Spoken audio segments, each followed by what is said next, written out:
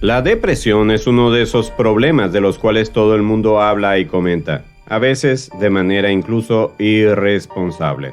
Es posible que tú conozcas a alguna persona que dice estar deprimida o incluso que hayas pasado por un periodo de tu vida en el que todo parecía estar muy oscuro o triste.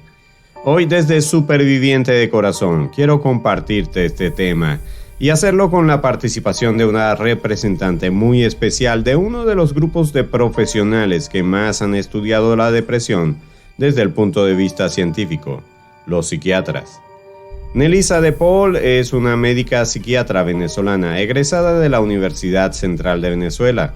Es profesora de psiquiatría en pregrado y posgrado en la Facultad de Medicina en la misma universidad. Es psiquiatra de la Unidad de Rehabilitación Cardíaca y coordinadora de la Emergencia de Psiquiatría del Hospital Universitario de Caracas. La doctora de Paul es miembro titular de la Sociedad Venezolana de Psiquiatría, de la Academia Venezolana de Medicina del Sueño y del Colegio Venezolano de Neuropsicofarmacología. Además, es una destacada conferencista. En este episodio conversamos con la doctora Nelisa de Paul, psiquiatra venezolana, sobre la depresión, su reconocimiento y cómo debemos manejarla apropiadamente. Por favor, quédate conmigo. Bienvenidos a Superviviente de Corazón, un podcast sobre ciencia, estilo de vida y salud cardiovascular.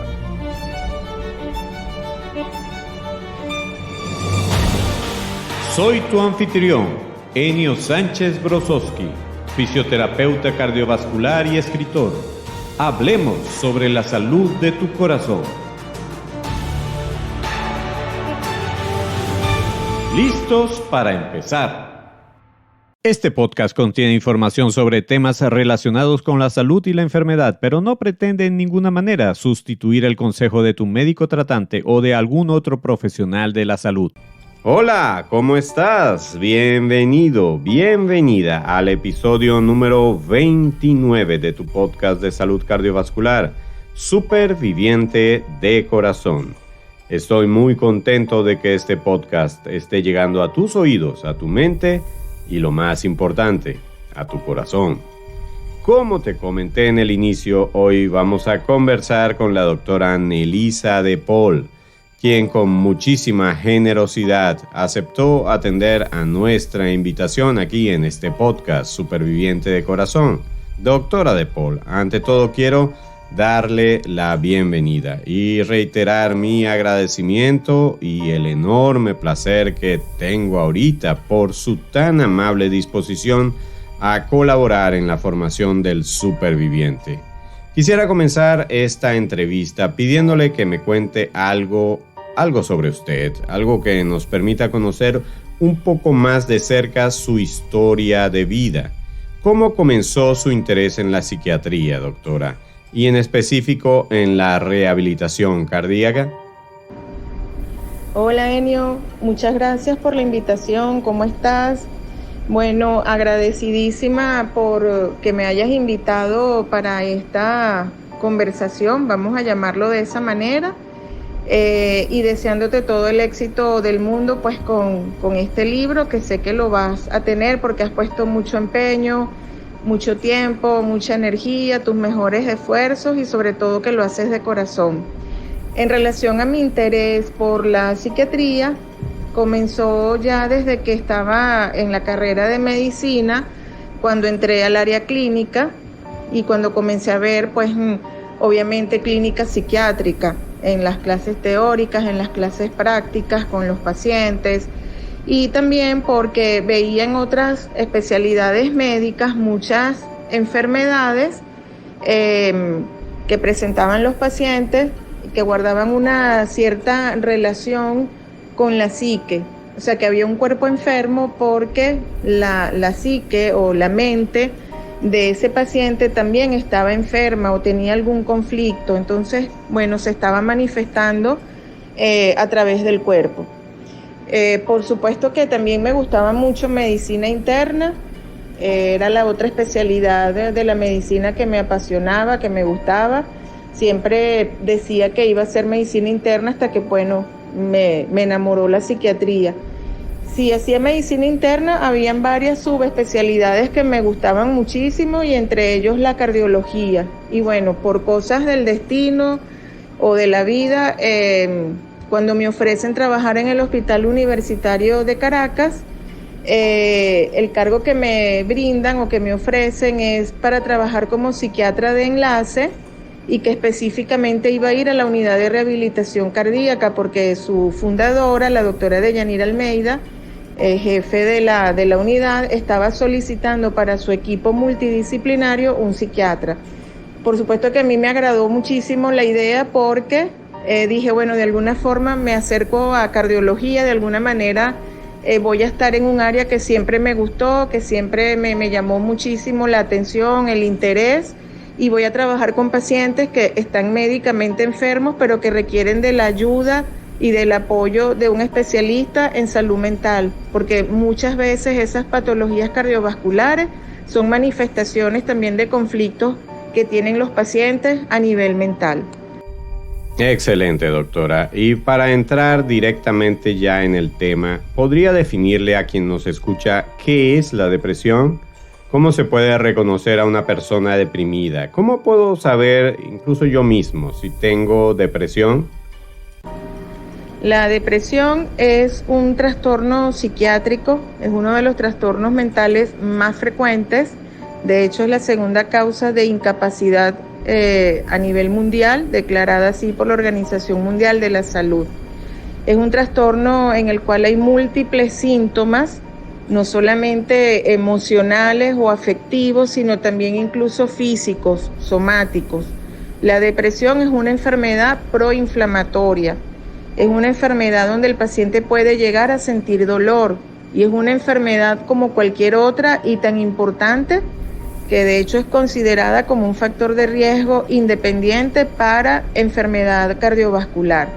Entonces, es una enfermedad que para poderla diagnosticar debemos esperar por lo menos que el paciente transcurra con estos síntomas durante 2 semanas. ¿Y cuáles son esos síntomas? Debe haber un afecto triste la mayor parte del día y casi todos los días de la semana. La anedonia, que es la incapacidad para sentir placer, el paciente pierde placer, motivación o interés por las cosas que normalmente le interesaban. Hay hipobulia, es decir, hay una disminución de la voluntad o de la energía para hacer las cosas. Hay cambios en el patrón del sueño, el paciente puede tener insomnio, pero también puede haber hipersomnia, es decir, aquellos pacientes que más bien en lugar de no dormir lo que hacen es dormir más de la cuenta, ¿no? O durante más tiempo. También hay cambios en el patrón del apetito, generalmente hay una disminución del apetito con pérdida del peso, pero también podemos ver pacientes que lo que tienen es una hiperfagia, que les da por comer y aumentar de peso. Bueno, obviamente se acompaña también de ansiedad, siempre la depresión va acompañada de un monto importante de ansiedad, el paciente puede estar irritable, malhumorado. Es un paciente que vemos que comienza a tener alteraciones en su cotidianidad, se comienzan a afectar sus relaciones familiares, laborales, sociales, con los hijos, de pareja. Entonces es una enfermedad que va arropando al paciente, termina por aislarse. Es un paciente que comienza a faltar al trabajo, comienza a faltar a la escuela, a la universidad. Entonces es una enfermedad que debemos, siempre que tengamos algunos de estos signos de alarma, sospecharla, porque si no pensamos en ella no la vamos a diagnosticar. Y a la más mínima sospecha, si alguno de los pacientes se siente así o ve a alguna persona que en su casa hay alguien con estos síntomas o con estas manifestaciones clínicas, lo ideal es que busque ayuda de un especialista, bien sea un psiquiatra, bien sea un psicólogo clínico. Doctora, ¿quien sufre depresión es alguien que está deprimido o es correcto decirle que está depresivo? ¿Hay alguna diferencia entre estos términos? La manera correcta, pues, de referirnos a alguien que tiene un ánimo triste y que tiene todos estos síntomas, es decir, que es una persona que está deprimida, no depresiva. Hablamos de trastorno depresivo mayor, que puede ser leve, moderado, grave, pero lo correcto es decir que el individuo, el paciente, la persona está deprimido, que es un estado de ánimo triste, ni siquiera un estado de ánimo deprimido. Bueno, también pudiéramos utilizar la expresión de el paciente tiene una hipertimia hacia el polo de la tristeza, pero esto es ya más un lenguaje más técnico, ¿no? Más médico. Depresivo podemos referirnos a incluso más que todo aspectos que tienen que ver es con los rasgos de personalidad, las características de personalidades que tienen que ver ya más con, digamos, coloquialmente la forma de ser del individuo, ¿no? Hay personas que tienen como, digamos, ese temperamento a ser un poco depresivos, un poco melancólicos, aunque la melancolía también es otro grado extremo también de depresión. Pero son personas que digamos que su estructura de personalidad tiende a hacerlos comportarse o hacerlos que sean de esa determinada manera, ¿no? De todas maneras, pues ya indistintamente las personas pueden utilizar un término o el otro, pero para hacer mención a que el paciente, pues francamente está deprimido, francamente tiene un trastorno depresivo mayor, pues que requiere de la atención médica psiquiátrica.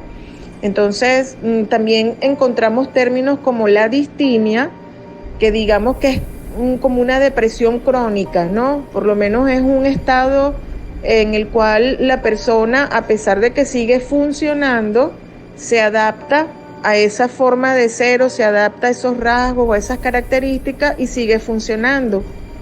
Pero esa distimia es como ese estado depresivo permanente, constante que tiene un individuo, pero que sin embargo no le altera su funcionalidad cotidiana, le permite seguir funcionando. Entonces la distimia es como una forma de depresión crónica o como una manera de decir un estado depresivo crónico, pero que una vez que se diagnostica, porque puede ser, digamos, el terreno para que se pueda sobre ese estado montar un cuadro depresivo importante, pues obviamente hay que tomar medidas terapéuticas también para ayudar a las personas que tienen este temperamento. Doctora De Paul, ¿existen diferentes tipos de depresión? Y de ser así, ¿evolucionan de manera diferente cada una de ellas? Sí, hay distintos tipos de depresión, Enio, porque tenemos la depresión unipolar, tenemos la depresión bipolar, que es la que se da en el contexto del llamado trastorno afectivo bipolar, o como anteriormente en el pasado también se le conocía como el trastorno maníaco depresivo. Bueno, también tenemos las depresiones melancólicas, las depresiones psicóticas, donde el individuo se desconecta por completo de la realidad y puede tener alucinaciones, ideas delirantes, comportamientos violentos, agresivos. También tenemos la depresión catatónica, muy poco frecuente en nuestros días, pero en algún momento era un tipo de depresión bastante frecuente, pero afortunadamente con el advenimiento de los psicofármacos y de muchos otros métodos terapéuticos para tratar este tipo de depresión, cada vez se ven menos. Entonces hay una serie de depresiones, cada quien, aunque la depresión es una misma enfermedad, cada individuo se deprime de una manera distinta, porque aquí tenemos que tomar en consideración que cada individuo es un ser único, irrepetible. Cada quien tiene sus propias experiencias de vida, su propia personalidad, su propia forma de ser, sus diferentes experiencias. Entonces aquí hay una conjugación de varios factores, lo genético, lo biológico. Importante que resaltemos en este momento, Enio, que la depresión pues es una enfermedad como cualquier otra, donde hay una disregulación o un desbalance de una serie de sustancias cerebrales llamadas neurotransmisores, que están en baja, en una regulación baja, y por lo tanto comienzan a aparecer una serie de manifestaciones clínicas. Entonces, otros factores, además de los que ya mencioné, como los biológicos, los genéticos, tenemos la epigenética, que es todo aquello que rodea al individuo, todo el ambiente, cómo influye, cómo impacta también el ambiente sobre cada uno de nosotros. De hecho, también existen depresiones estacionales, que son las depresiones que se dan en estos países donde existen las 4 estaciones, sobre todo en la época de otoño-invierno hay mayor aumento o digamos un mayor porcentaje de pacientes con depresión. También está la depresión posparto, que se puede ver también en un número importante de mujeres posterior al embarazo, en el puerperio, que también pueden desarrollar cuadros depresivos incluso durante el embarazo. Entonces hay una serie de elementos que hay que tomar en consideración para conocer el origen de esa depresión, porque dependiendo también del origen y de todos esos factores, bueno, vamos a tener distintos tipos. De manera general, estos son algunos de los tipos de depresión. Estamos conversando con la doctora Nelisa de Paul, médica psiquiatra. Le hago la siguiente pregunta, doctora. ¿Quiénes sufren más de depresión, los hombres o las mujeres? ¿Qué otros elementos predisponen a la depresión? Ciertamente, Enio, en el género femenino vemos que hay un mayor índice o una mayor prevalencia de depresión. Aquí hay la, digamos, influencia de muchos factores, aparte del género, del ser mujer. También la edad es importante, aunque la depresión puede aparecer a cualquier edad. También es importante aquí algunas condiciones médicas. Hay ciertas enfermedades médicas que predisponen más a unos pacientes y a otros a desarrollar depresión, y también enfermedades médicas que son como más frecuentes en las mujeres que en los hombres, y eso también es otro factor que las predispone a desarrollar cuadros depresivos, como por ejemplo las enfermedades inmunológicas, las enfermedades reumatológicas, ese tipo de enfermedades dermatológicas también. También hay otro elemento, Enio, que hay que tomar en cuenta, y es que muchas veces vemos que la tendencia es que las mujeres consultan más al médico que los hombres.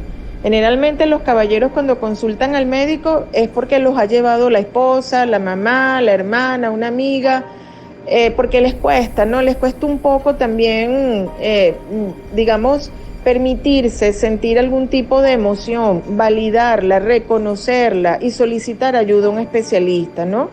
La cultura también influye mucho en esto, por supuesto.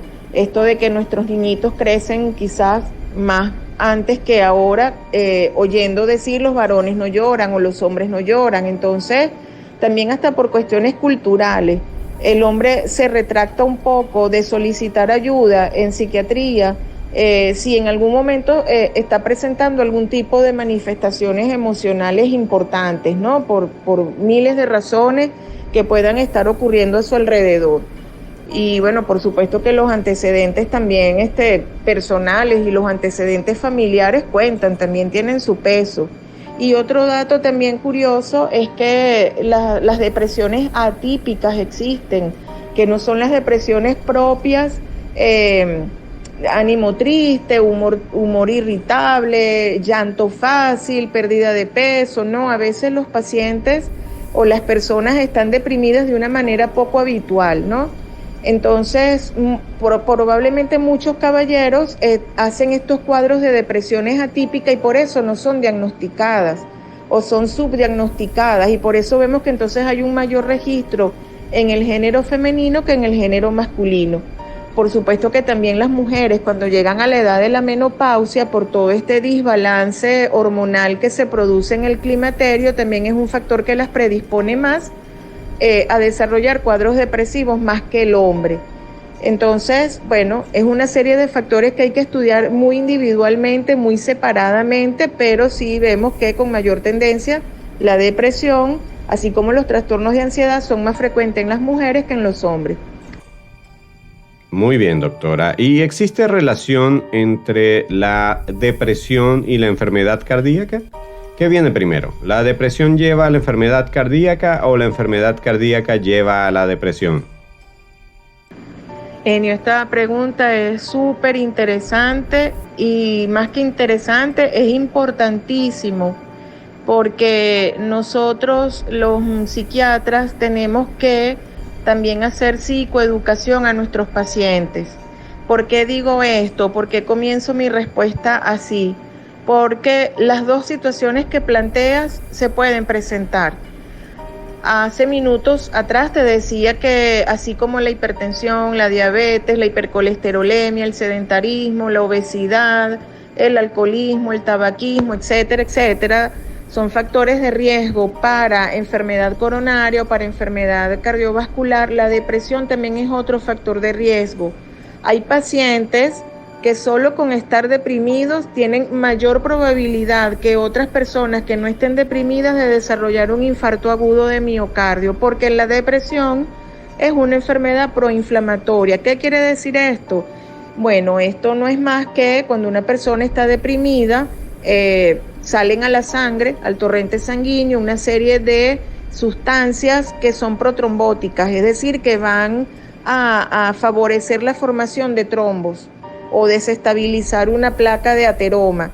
O sea, te puedo mencionar como el factor de necrosis tumoral, las interleuquinas, el factor plaquetario, la tromboplastina, o sea, una serie de sustancias que van a favorecer la formación de trombos y ya por allí eso es un factor que puede provocar un infarto agudo de miocardio, pero también resulta que hay pacientes que desarrollan un infarto agudo de miocardio por otras razones y posterior a ese evento coronario el paciente puede desarrollar cuadros depresivos y ahí es donde nosotros tenemos que actuar rápidamente, prevenir que ocurra ese cuadro depresivo, porque entonces un paciente posinfartado, en este caso con un cuadro depresivo, la morbimortalidad aumenta, la probabilidad de que le repita otro infarto es grandísima.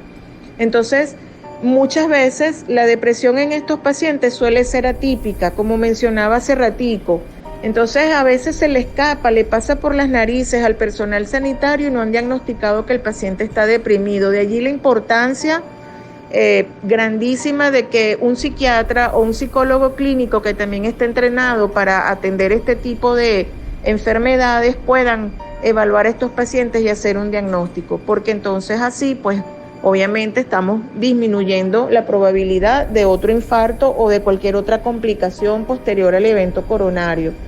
Entonces es importantísima la relación entre la depresión y la enfermedad cardiovascular.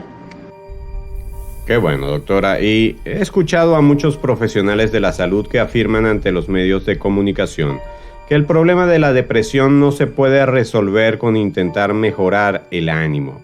¿Cuál es el enfoque actual de los profesionales de la salud sobre el tratamiento de la depresión? ¿Con qué herramientas cuenta un psiquiatra para ayudar a una persona con depresión? Esta pregunta, Enio, también es muy interesante porque todavía, a pesar de todos los avances, a pesar de toda la tecnología, a pesar de la globalización, de que hay medios para difundir cualquier cantidad de información, todavía nos encontramos con personas que les cuesta entender que la depresión es una enfermedad y que es una enfermedad que requiere atención psiquiátrica urgente, porque lo que puede empezar, como le explico yo a los pacientes, como una bolita de nieve muy chiquitica, va creciendo, va avanzando y se va convirtiendo cada vez en una bola de nieve muchísimo más grande que va a traer consecuencias desde todo punto de vista, consecuencias no solo a nivel médico, a nivel físico, sino también a nivel familiar, a nivel laboral, a nivel académico, en todos los niveles. Eso por un lado. Entonces, nosotros los psiquiatras nos toca una misión, una tarea bastante grande, enseñar a nuestros pacientes, enseñar a sus familiares y enseñar al personal médico, porque todavía también dentro del personal sanitario hay como cierta resistencia, ¿no?, a este tipo de temas o a este tipo de intervenciones o a pedir la interconsulta con el psiquiatra. Sin embargo, vemos también con agrado que cada vez son más los médicos en otras especialidades que se están interesando por el tema y que nos están pidiendo nuestro apoyo, nuestro acompañamiento y nuestras directrices en esa área. Entonces, ¿con qué contamos los psiquiatras? Contamos con los psicofármacos, que son importantes, contamos con la psicoterapia, que es una herramienta de vital importancia, la palabra tiene poder, nosotros podemos también a nuestros pacientes orientarlos a hacer otro tipo también de actividades, orientarlos, contenerlos, apoyarlos, no abandonarlos. Nuestros pacientes deprimidos necesitan mucha comprensión, mucho acompañamiento, mucho apoyo, y que en la medida en que ese paciente va mejorando y va recuperando esa energía, esa fuerza que perdió, porque la depresión lo podemos resumir en una sola palabra: anergia. No hay energía para nada. En la medida en que ese paciente se va recuperando y va nuevamente adquiriendo autoconfianza, nuevamente va creyendo en sí mismo, en sus capacidades, en sus potencialidades, ese paciente también prontamente se va a reinsertar nuevamente a sus actividades como lo venía haciendo antes de caer en este cuadro médico-psiquiátrico que es bastante nefasto, ¿no? Que puede tener repercusiones, un impacto en la vida del paciente y de su familia muy importante. Entonces nosotros tenemos que también apoyarnos en esas redes del paciente, su personal médico, su familia, sus amistades, todo suma. Aquí lo importante es que todo sume y que nada reste. Muy bien, doctora. ¿Cuál es la importancia del estilo de vida en la persona que sufre de depresión? ¿Hay investigaciones que apunten a que lo que una persona hace en su vida cotidiana puede ayudarle a evitar o superar la depresión? Sí, Enio, evidentemente que también cambiar el estilo de vida es una de las principales tareas, ¿no? Es uno de los principales focos en el tratamiento. Obviamente los hábitos alimentarios, tenemos también que enseñar pues a nuestros pacientes con ayuda de un especialista en nutrición pues cómo se debe comer adecuadamente. Y no lo digo para los pacientes, yo lo digo también para la población en general. Tenemos que hacer cambios desde la raíz, porque son cambios importantes que van a traernos consecuencias positivas o un impacto positivo en nuestras vidas. Entonces, además de la alimentación, el sueño. Hay que tener higiene del sueño, hay que dormir bien, hay que dormir de manera adecuada, porque si se trastorna el sueño, somos más vulnerables, tenemos una mayor predisposición a desarrollar patologías psiquiátricas y patologías médicas. Por supuesto que incluir el ejercicio, la actividad física es importante. Si no puede todos los días, por lo menos 3 días a la semana. Hay que caminar, hay que moverse, hay que tomar el sol, hay que disfrutar de las pequeñas cosas. Nosotros nos detenemos a ver las cosas grandes o lo malo que nos pasa, pero no vemos también que en ese camino hay pequeños detalles o pequeñas cosas que son buenas y que también tienen tanta importancia y tanto peso como las que aparentemente malas nos puedan estar ocurriendo, ¿no? Practicar el agradecimiento, debemos ser agradecidos por lo que somos, por lo que tenemos, por lo que hemos logrado. Debemos practicar el perdón también.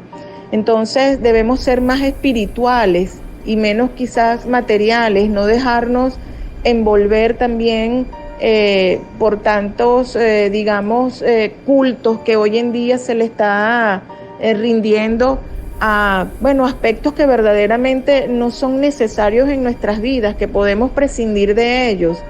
Entonces, en las pequeñas cosas es que vienen los grandes cambios, ¿no?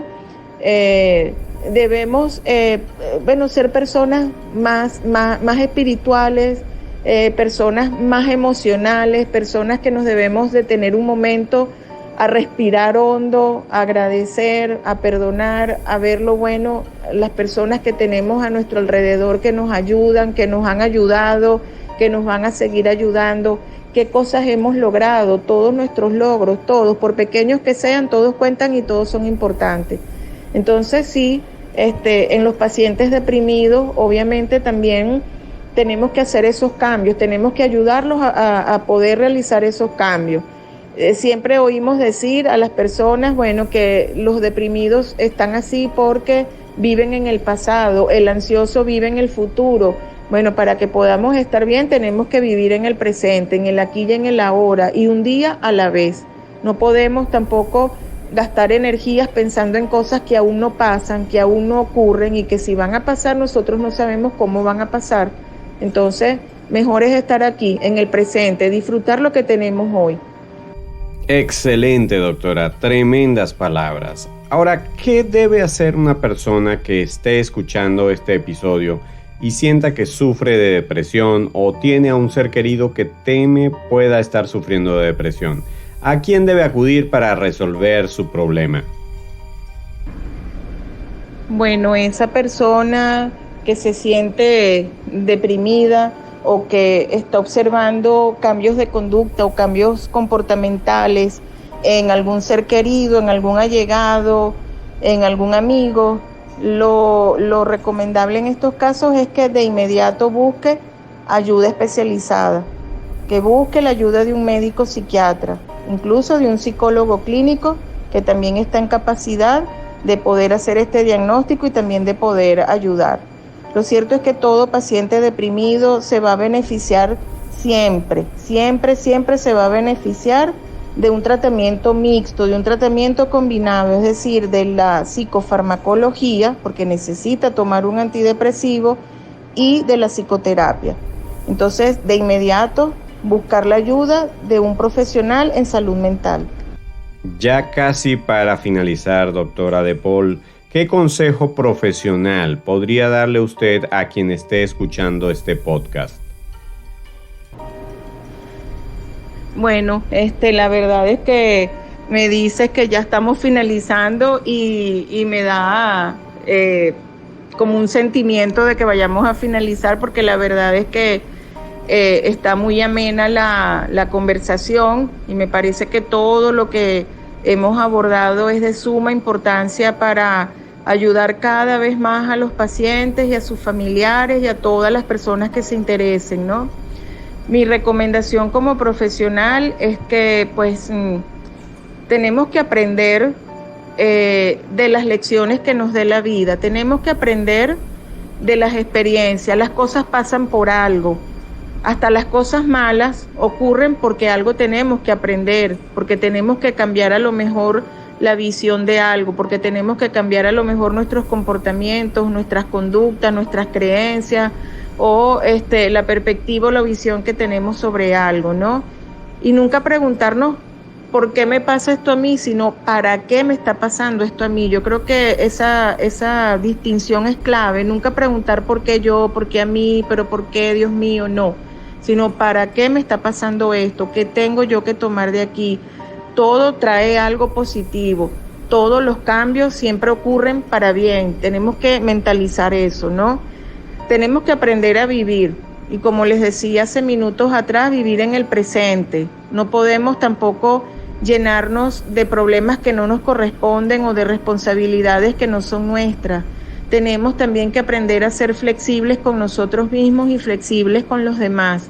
Tenemos que aprender a delegar. No podemos tomarnos todo para nosotros ni hacerlo todo nosotros. Tenemos que aprender a poner límites, aprender a decir no. Tenemos también que aprender a ponernos nosotros de primero y no de último, porque si nos dejamos de último para ocuparnos de los demás y no de nosotros, vamos a perder salud física, salud mental, vamos a perder energía y enfermos no le vamos a servir a nadie. Muy agradecido por todo, doctora De Paul, y ya cerrando, ¿podría por favor usted compartir sus redes sociales u otra forma de ser contactada por los supervivientes de corazón, por los oyentes de este podcast? Sí, por supuesto, claro que sí. Me pueden seguir en Instagram como @psiquia_tips. También puedo dar mi correo nelisadepol@gmail.com. Y bueno, por supuesto que a través de ti también, Enio, ha sido para mí un verdadero honor, un verdadero placer que me hayas invitado a conversar contigo. Sabes que pues cuentas con todo mi apoyo. Siempre te he respetado como profesional porque me parece que eres un excelente profesional y mejor ser humano. Por supuesto, nuevamente te reitero, todos mis deseos porque tengas una vida plena, una vida feliz y una vida llena de muchos éxitos y bendiciones. De esta manera damos por terminada esta extraordinaria entrevista. Quiero de verdad agradecer a la doctora Nelisa de Paul por su generosidad para compartir su tiempo y su experiencia, su sapiencia con el grupo de supervivientes de corazón. Y no me queda más que reiterarle que este espacio está totalmente a su disponibilidad y espero tenerla de vuelta como entrevistada especial en otro episodio de nuestro podcast.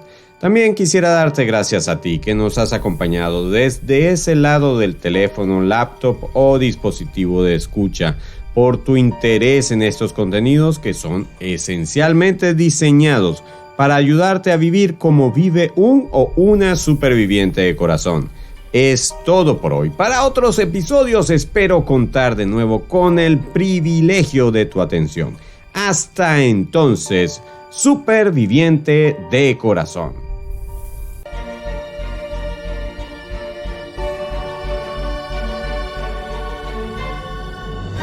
Por hoy llegamos al final. Gracias por tu amable atención.